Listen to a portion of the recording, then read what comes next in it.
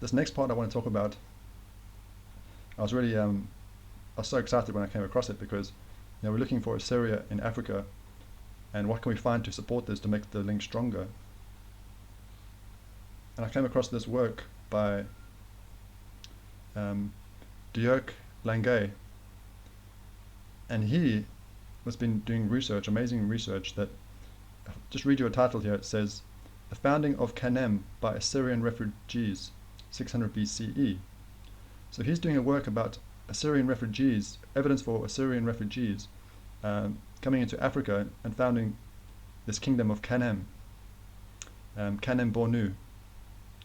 So this is fascinating because now we've got Assyrian presence in Africa and influencing these ancient kingdoms of Africa. So let me show you this map that he has on his site.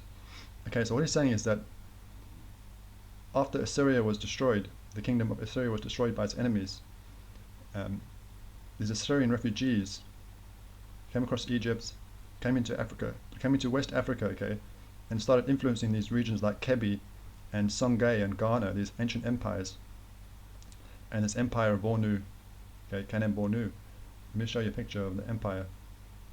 Okay, so you can see this territory. So this could be an Assyrian influenced kingdom in Africa. So isn't that fascinating? Because we're looking for, Assyria in this region here, and now we find there's evidence that Assyrian refugees migrated and that they actually started influencing West Africa and these ancient kingdoms like Kanem Bornu. So it just made me wonder, because if we think about this map that he has on his site, why would the Assyrians migrate all the way into West Africa? Why would they do that? There's so many options they could go. They could go into Turkey, they could go north towards Russia, they could go east, they could go south into Saudi Arabia. Why would they come all the way here into West Africa? It makes me wonder. And another thing to think about is that, when they came into this territory, they actually fitted in this area. They blended in with the local people of this area.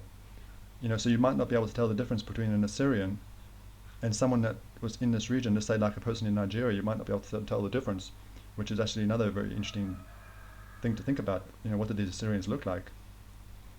But I wonder that, would it not make maybe more sense that if they were in this region here that we're speaking of, that this was the kingdom of Assyria, and then that when the kingdom fell and they had to find new homes and migrated and they became refugees, that they did migrate west, but not from this far away land here, but they were actually already in Africa, and they just migrated further west into this region.